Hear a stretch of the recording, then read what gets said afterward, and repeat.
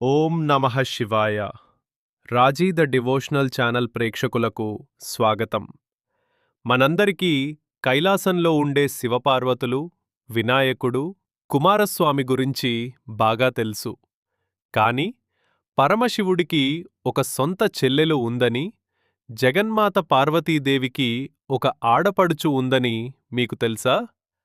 ఆవిడ పేరేంటి? ఆవిడ కైలాసంలో ఎందుకు కనిపించదు? ఈరోజు మన ఛానల్లో ఎవరికీ పెద్దగా తెలియని ఈ అద్భుతమైన పురాణ రహస్యాన్ని తెలుసుకుందాం. వీడియోని ఎక్కడా స్కిప్ చేయకుండా చివరి వరకు చూడండి. ఒకరోజు కైలాసంలో పరమశివుడు గాఢమైన ధ్యానంలో ఉన్నాడు. పార్వతీదేవికి చాలా ఒంటరిగా అనిపించింది. పుట్టింటికి వెళితే ఎంతోమంది బంధువులు ఉంటారు. కాని ఇక్కడ కైలాసంలో తాను ఒక్కతే ఆడుకోవాలి, మాట్లాడుకోవాలి అని బాధపడింది.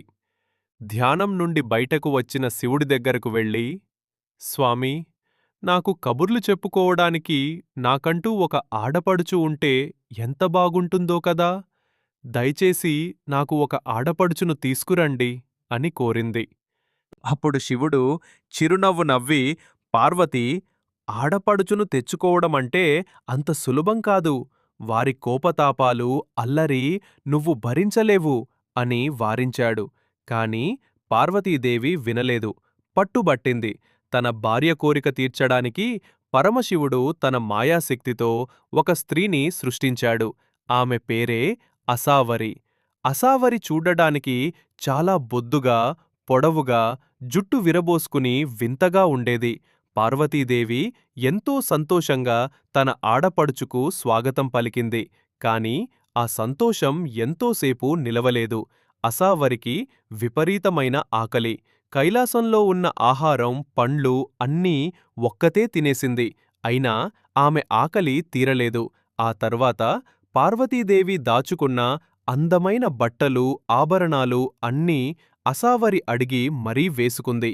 కైలాసమంతా అల్లరి చేస్తూ పార్వతీదేవిని తనకు సేవలు చెయ్యమని ఆదేశించడం మొదలుపెట్టింది. ఒక్కరోజులోనే పార్వతీదేవికి విపరీతమైన అలసట, చిరాకు వచ్చేసింది. శివుడు చెప్పింది అక్షరాలా నిజం.